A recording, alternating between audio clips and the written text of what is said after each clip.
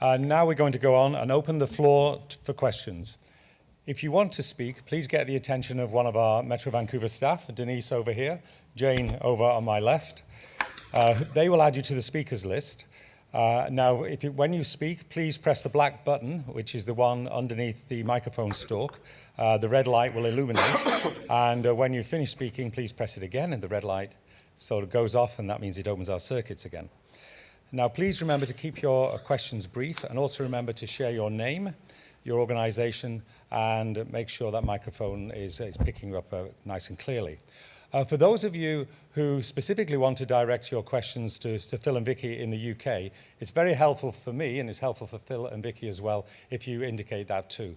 But they have got a little signal they give me, which is a vertical pen, if anybody wonders about that, when they want to actually ask and come into the conversation.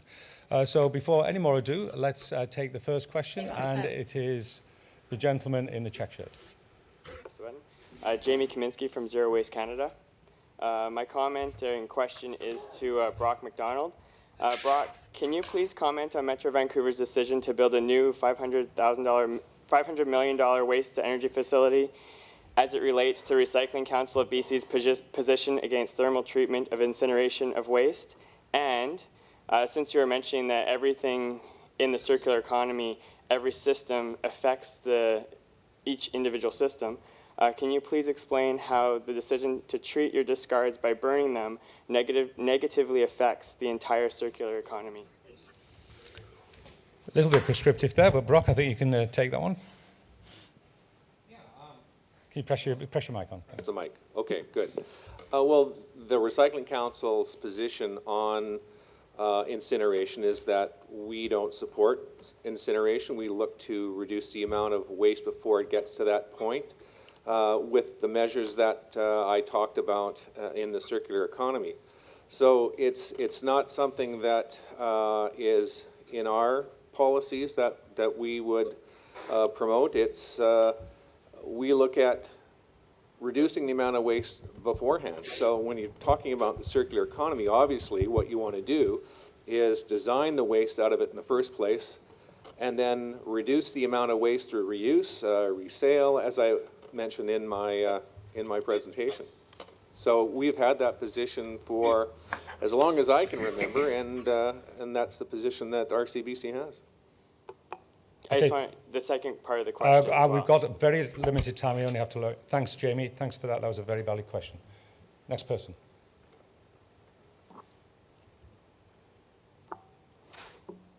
Hi, my name is Genevieve Blunt, and I work with Growing City. We're a organics recycling service provider. My question is actually for Phil and Vicky. Just wanted to know, from a hands-on approach to increase diversion rates in the UK, what were the initiatives and measures that were taken hands-on with the residential sector to help them sort of increase their recycling and composting or whatnot? Okay, Phil and Vicky. There was a lot of publicity put out in the newspapers, and also obviously door to door. Is that what you mean? As to how did the domestic properties actually encourage recycling? Is that what you mean? Sorry. Yes, that was a question. There was a lot of news. There was a lot of news articles that was put in all the press, both locally and nationally. But then also there was leaflet drops through the door to explain to people how to use the system. But then when the system was actually implemented, they then resulted in fines. So if the collectors went to the house and there was something in the bin that shouldn't be in the bin, then tape was put across the bin so the collectors wouldn't collect it. They'd put tape across the bin, and then they would then effectively talk to the house. And if the house didn't then continue to make the improvements that they should do to the recycling, then they would then look to implement fines to those houses. That's all finished now, though. The current government has decided that they don't want householders to be fined like that anymore. We've got a bit of a conflict between our Department of Communities and Local Government and the Environment Department, with the Environment Department trying to increase recycling rates by reducing the frequency of bin collections, for instance, of residual waste, and by encouraging, as Vicky just said, people to make sure they put the right things out. Our Department of Community and Local Government is perhaps slightly more politically driven and looking for votes, but they are trying to maintain as frequent as collection of residual waste as possible, and also trying to reduce the powers of councils to be able to do things like fines. So at the moment we've got a bit of a conflict there. We do have a central organisation called WRAP, which is WRAP, the Waste Resource Action Programme. They've had a responsibility within the UK, funded by government, to provide a lot of national promotion and support local authorities, and we have a campaign, for instance, called Love Waste, Hate Food, and we have big posters all around the country, and that has gone some way towards supporting the promotion of this. But local authorities, as Vicky said, are the main point of contact with households, and it's they who have to try and persuade households to do more, and it's very difficult. Okay, thank you, Phil. We're going to go on to the next question. Michael. Thank you. Michael Alexander. I'm president of the Aquarius, a 500-family strata in downtown Vancouver. In my neighborhood, there are perhaps 24 trucks roaming throughout the eastern downtown collecting waste when there could be 3 or 4. It's an incredibly inefficient system for dealing with what we've heard from the Netherlands and the UK, which say that source separation works, and we are doing source separation, but we are doing it at a very inefficient level. There are multiple companies, multiple jurisdictions. Why isn't Metro, which provides services for the entire region for water and sewage, why isn't Metro doing source separation, collection and separation? Why isn't it being the disruptor like Airbnb and other new organizations? Herman, do you want to take that? Well, in the Netherlands, I showed in the slide, we have a sort of hybrid responsibility. Although we have a lot of systems for EPR, always the municipality is the one to collect the waste. So there are not a lot of different trucks moving through all the streets. The municipality is really the one who directs, who guides these movements. So this is, of course, recycling increases the number of ton kilometers by nature, because if you just collect one mixed waste stream and transport it to a landfill or mass burn facility, then you have the least amount of ton kilometers. But this is looking at the CO2 balance of that. The transportation only affects this only a little bit. Transportation is a minor effect in terms of life cycle analysis. So, but if it's guided well, like we did, to make the municipality responsible for the collection of all residential waste, there's not really a problem. So, Herman, so municipalities in Holland collect multi-family residential waste as well as single-family homes. That's the point. Okay, thank you very much. Next question. Sir. Can you press the button? You there? Oh, there we You're go. on. So my name is Daniel. I'm from a company called WeCycle here in Vancouver. We're a company that tries to encourage bicycle-based businesses. And so my question was around communication, and it seems like they're all kind of around this, but I want to know from your personal experiences, question to everybody, once you know all of the technical information and the problems and challenges that we face, when we start speaking with people who are not aware of, let's just say, any of it, because that's the state of most young people or most people who just don't know the knowledge. How do you get them to care about this stuff? Because we have immersed ourselves in this information and created goals and targets in our lives and changed our values to do that, but most people still operate on this old system, and it seems like we've gotten ahead of ourselves. So how do we take steps back in our own lives to be able to communicate these basic assumptions of, you know, waste is bad, that kind of a thing? Okay, thanks, Daniel. I'm going to pass that one on to Vicky, because I think you brought it up before, Vicky. Do you want to? So Go on. Yeah. Did you get a question there? Okay. I mean, we have it in we have it in the curriculum in schools, and our children tend to be much better informed than we are. And I think this is the hope the government has, is that gradually the children will drive this programme rather than the adults. But certainly children are very aware in this country of environmental issues, and it's something which is promoted as part of the normal school curriculum. Local authorities also employ recycling coordinators who actually go door to door. And if there are particular areas of houses who aren't doing the recycling, then those recycling coordinators actually will focus on those particular houses and try and work out why it is they're not doing it, and actually work with them to try and to get them to increase the recycling. Herman, And they're employed in nearly every local authority. Herman, in the Netherlands, you're further down the track now. So you went through all these communication efforts. What works and what didn't work? What really works is pay as you throw. In our experience, municipalities who have this... Sorry, that's pay to throw. Pay as you throw, yeah. Explain that. Yeah. That's, you only pay for the amount of residual waste. So the recyclables you can discard freely, you put it on the curbside or put in the containers, but you're paying your waste taxes based on the amount of residual waste you produce. Either by an expensive bag, so the bag you buy only from the municipality already includes the waste tax, or by weighing systems, so all the containers are being chipped, and when they are emptied, they are registered at your name, or volume frequency from containers, so there are many different systems.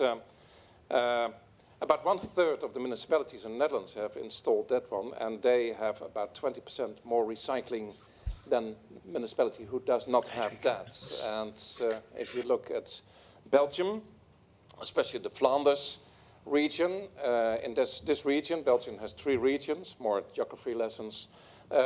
So Wallonia, Flanders and Brussels.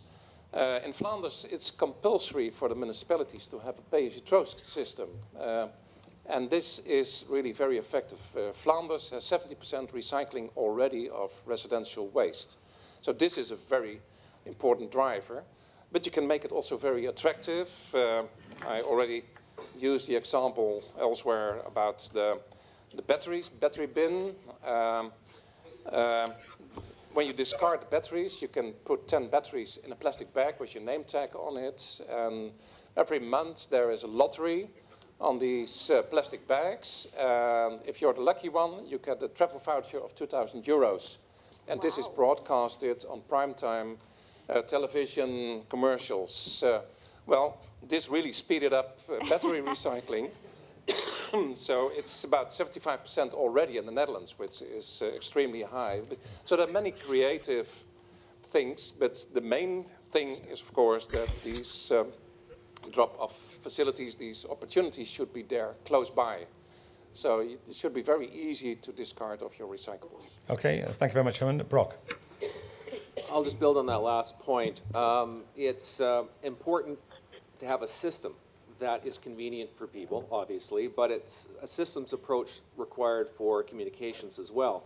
So you've got a bit of a fragmented voice out there, are many voices that are trying to communicate this. RCVC, in fact, has a grade 5 curriculum piece that is a plug and play for teachers to use on these issues. But, you know, we don't have, obviously, the resources to deliver it province-wide, and it's not mandatory, for instance. So what you've got is voices throughout the province. You have 29 regional districts, all delivering different messages to their communities. You've got some groups that have gotten together. The stewardship agencies of BC have gotten together and formed communications pieces. They promote the recycling hotline at RCBC and our Recyclopedia app, which is a free download for smartphones, which helps people find where they can take materials back in their communities, the most convenient place. So it's kind of a matter of a systems approach. We don't have a unified voice and a unified approach with everyone knows what to do and it's the same everywhere, because really it's different in all jurisdictions in terms of what someone has to do for their routine. You can walk across the street between Vancouver and Burnaby and it can be a different system in Burnaby than it is in Vancouver for various aspects of recycling and waste management. So that's part of the problem right there. And so again, I'll go back to that systems thinking approach where we have to look at something as its whole. because every part of the system needs to be addressed at one time.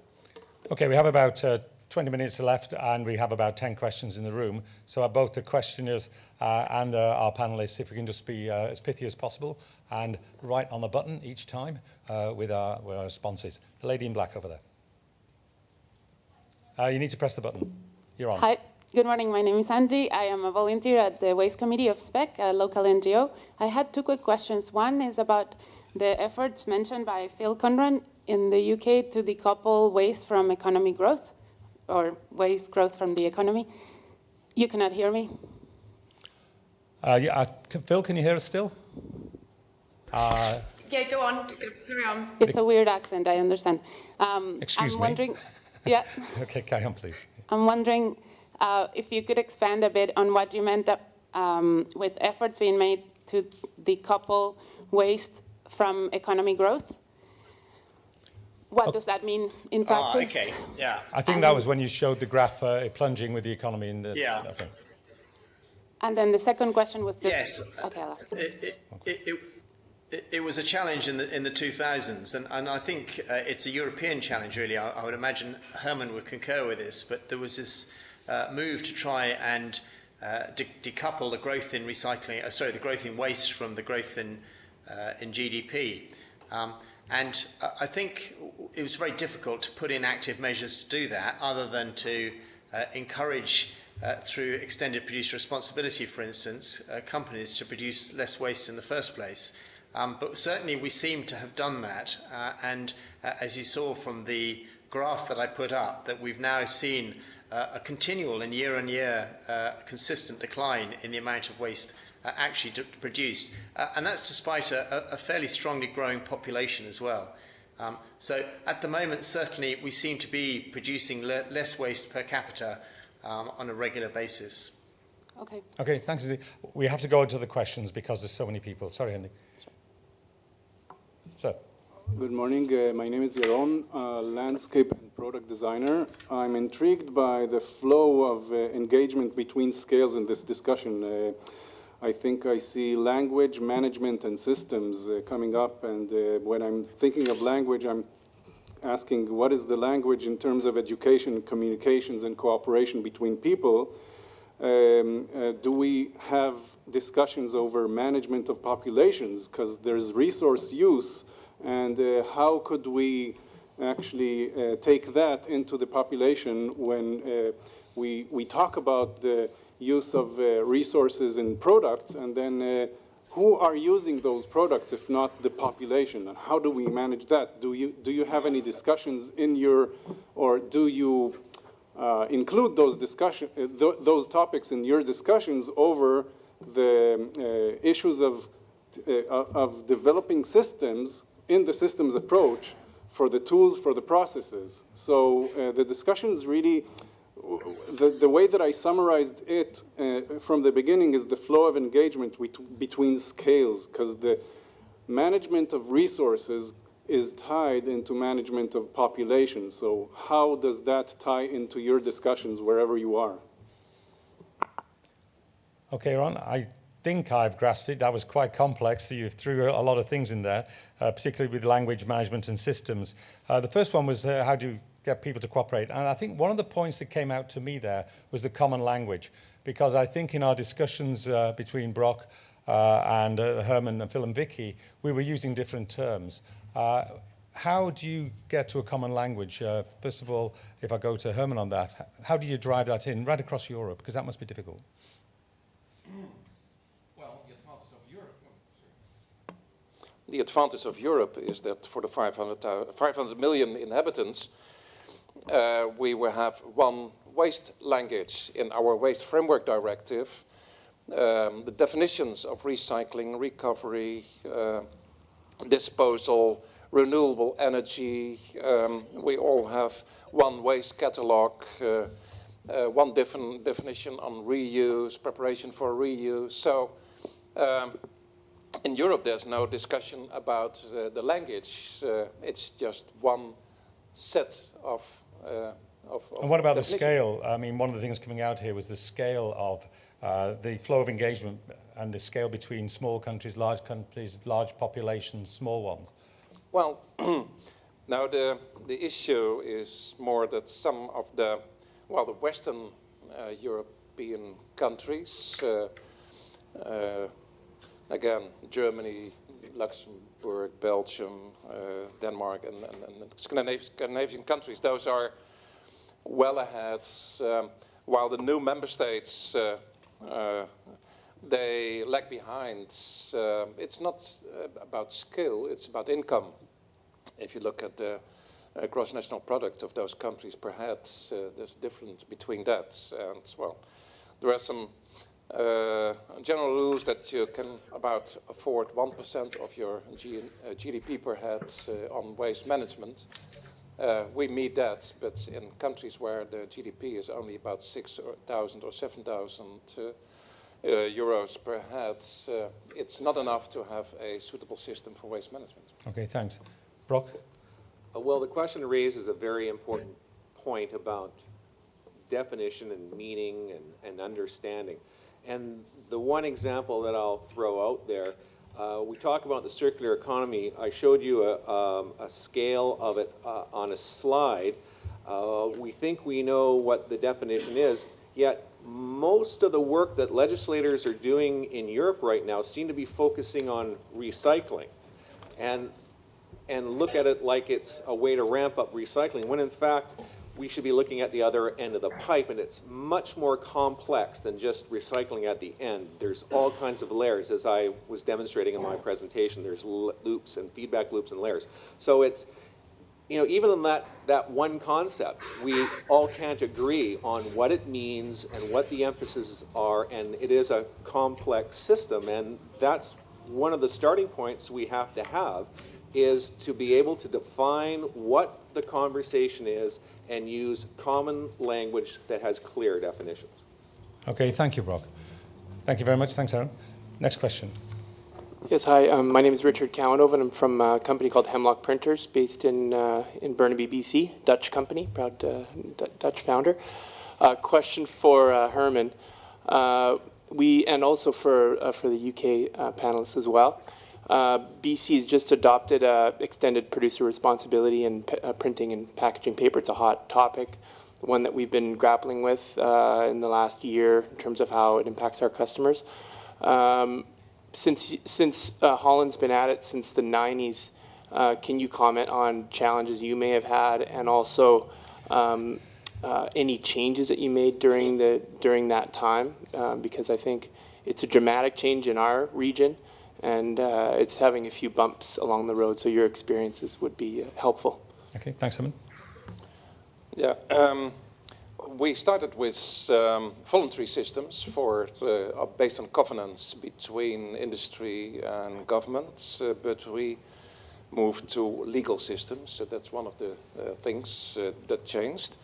And I think it's a difference between some European countries. We only have one EPR system per product. So we have one EPR system for e-waste, one for batteries, one for packaging, one for... And this was established especially due to the influence of municipalities, because they said we don't want to negotiate with different organizations who collect packaging from paper and metals and plastics and so on. We just want one organization who deals with all these products. Same for e-waste.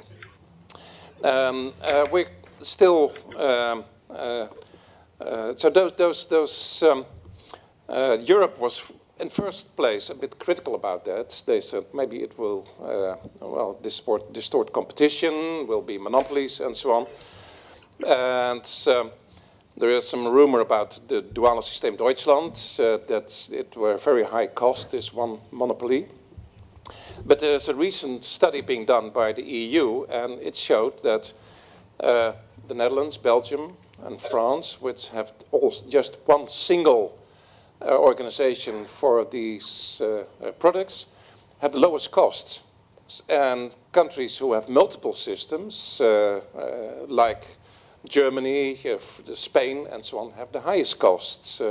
So it's our approach has been quite firm. We say for consumer waste, you need a collective approach, and municipalities are very much involved because they do the collection, and they are reimbursed for all the costs they make for providing the service of collection. That's our system.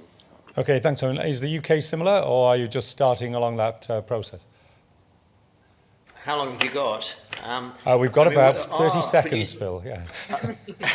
I'll keep it in control. Our producer responsibility has been developed on the back of market forces. We have multiple compliance schemes, and effectively they all compete for members, and they use a tradable certificate system for all of the areas that Herman's mentioned for packaging, batteries, and and they do it on the basis of getting the lowest cost material to meet the targets.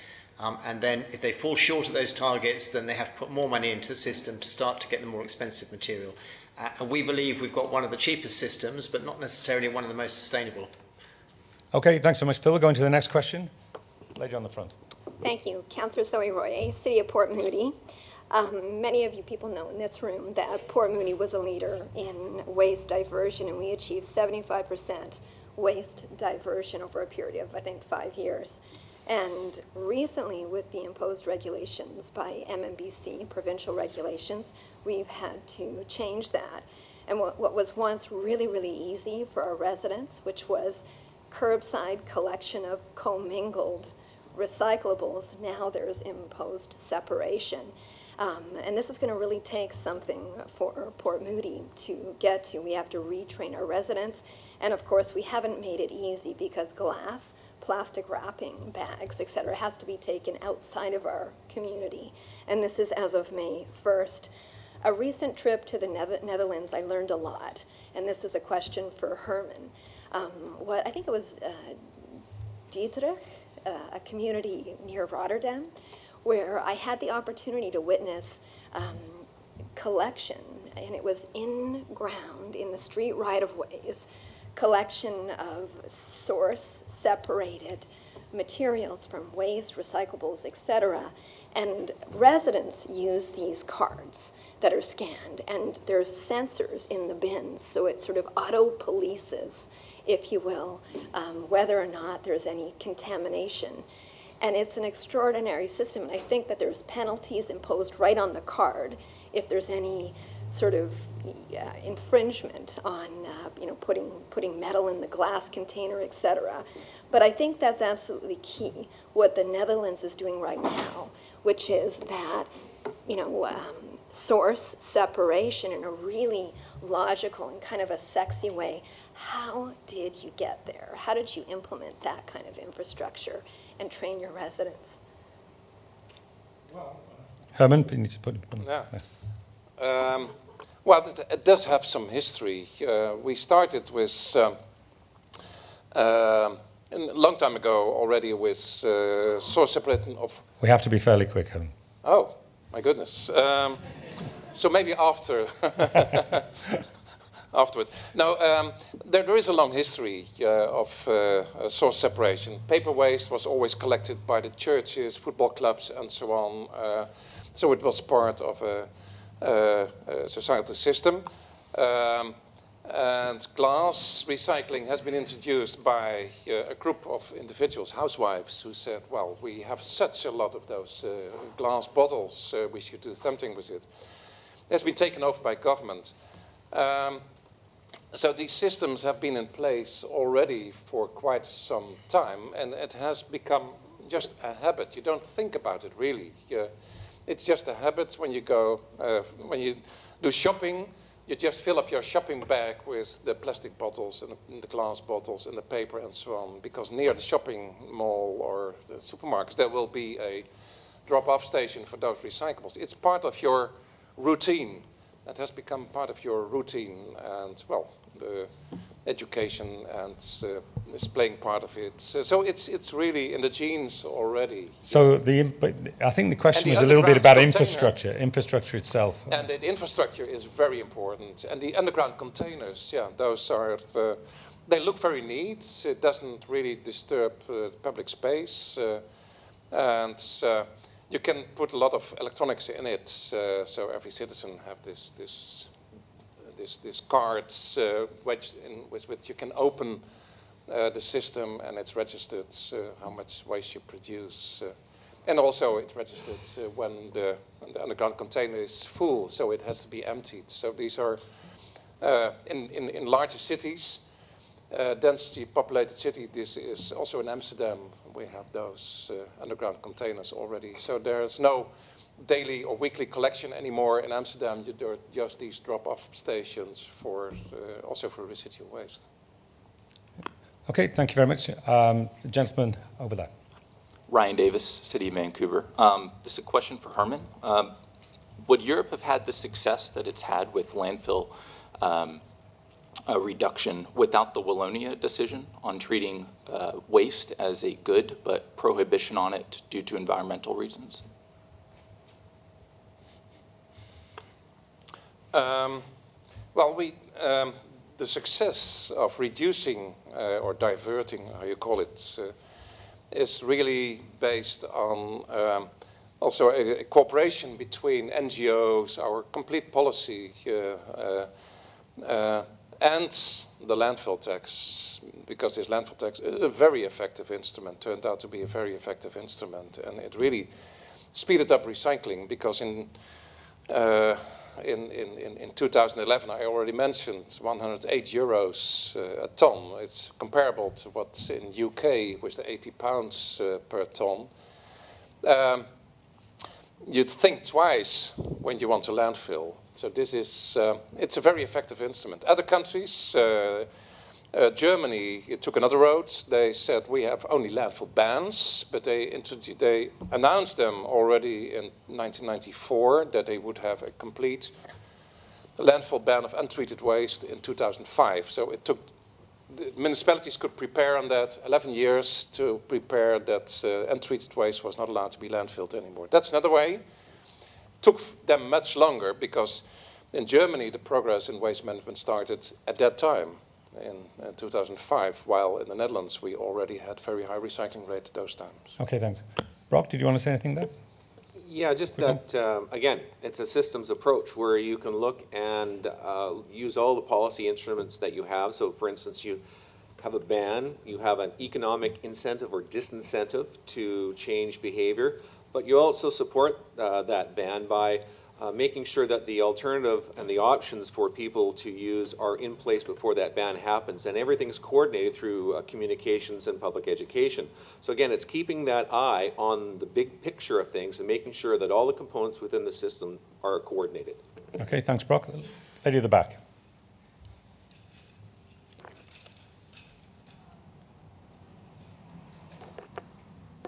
Okay, great.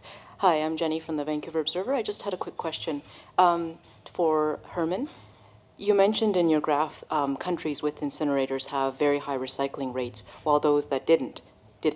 And I was just wondering, do they necessarily go hand in hand? Do you need one to have the other? What about cities like Caponori in Italy, where they've achieved fairly high recycling rates without having to rely on a large incinerator? And what happens to recycling rates when recycling rates become so high that there is no longer much waste to burn? Okay, Werner. I was waiting for this question all the time.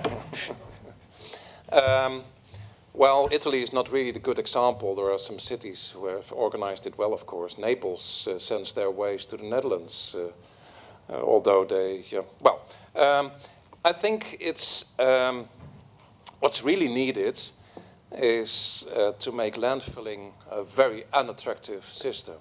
And if you do that, you have to show ways out.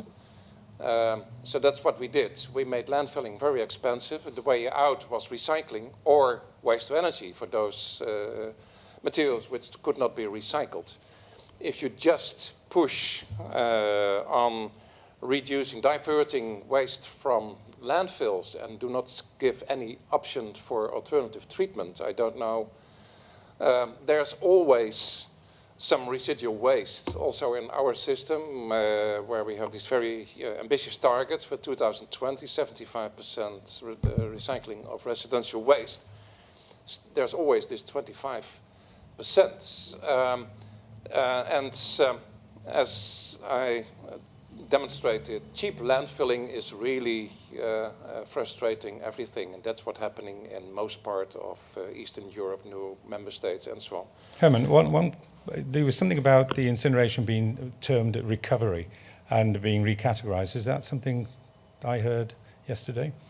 The terminology. The terminology in the newest Waste Framework Directive 2010, with high energy efficiency, the activity is called a recovery facility.